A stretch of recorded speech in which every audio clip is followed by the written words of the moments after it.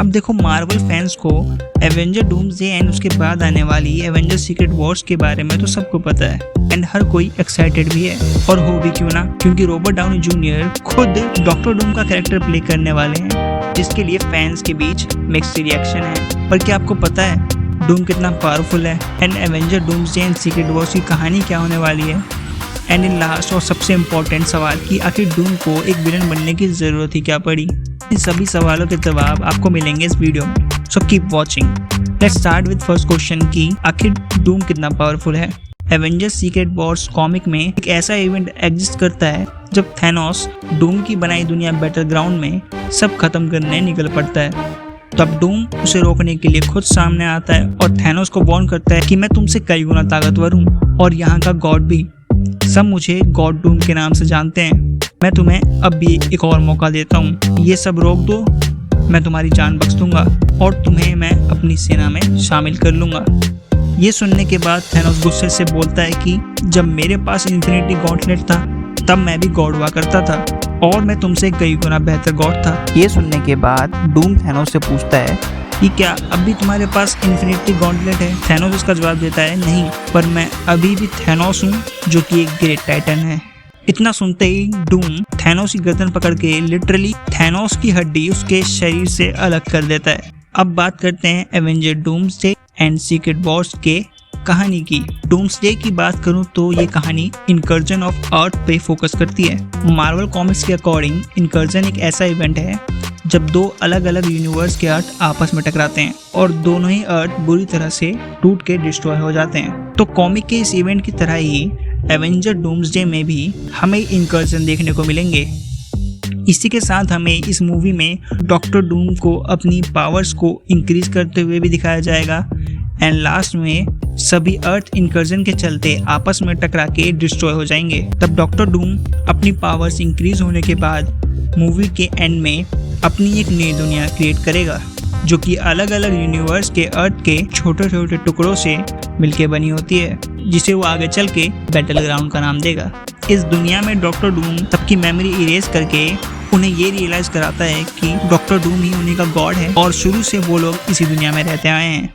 इसी के साथ डूम्सडे की कहानी यहीं खत्म होती है।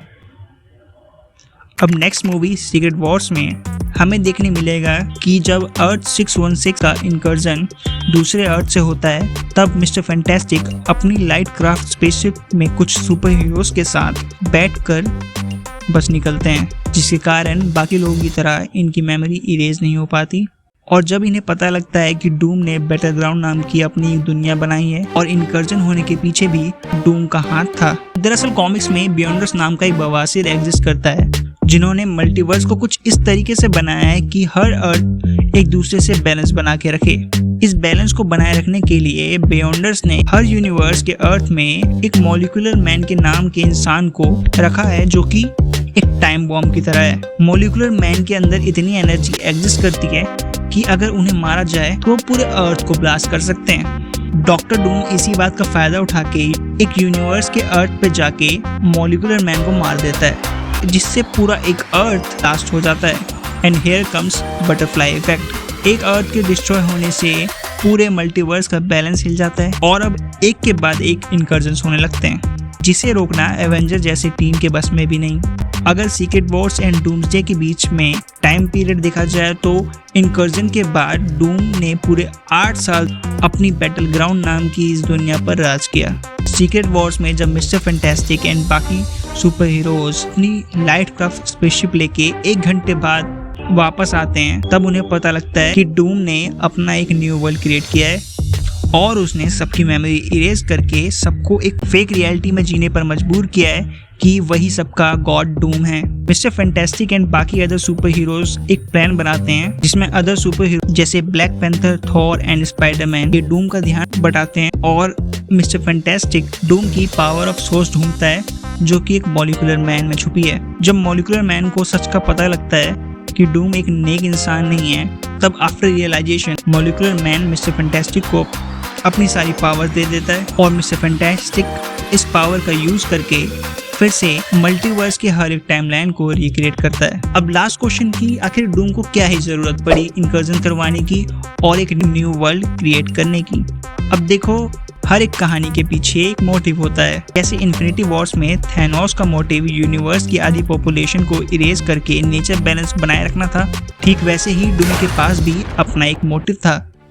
एक औरत, हाँ ठीक सुना आप लोगों ने, एक औरत जिसकी वजह से महाभारत हुआ, जिसकी वजह से रामायण हुई और पूरी की पूरी लंका ही जल गई, पूरे राक्षस साम्राज्य का नाम ही मिट गया।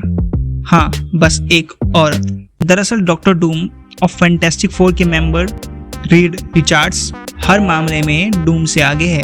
बस यही बात डूम को पसंद नहीं कि उससे भी ज्यादा आईक्यू वाला कोई बंदा एग्जिस्ट करता है, जिसके पास एक खूबसूरत बीवी है और 2 बच्चे भी।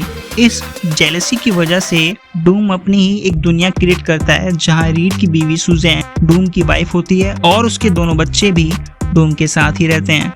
डूम के लिए सबसे बड़ी अचीवमेंट थी जिसे वो रीड रिचर्ड्स की लाइफ के साथ साथ उसकी वाइफ और दोनों बच्चे भी ले लेता है। ये कहानी हमें एक सीख देके जाती है कि आखिर एक औरत के लिए मर्द क्या नहीं कर सकता, पर औरत अगर पराई हो तो दूर रहने में ही भलाई है। अगर आपको ये एक्सप्लेनेशन पसंद आया हो तो आपसे मैं एक लाइक की उम्मीद रखता हूँ। कमेंट सेक्शन में आप अपना बेस्ट पार्ट बता सकते हैं और जाते जाते सब्सक्राइब भी कर देना। अब मैं आपसे मिलूंगा अगली वीडियो में।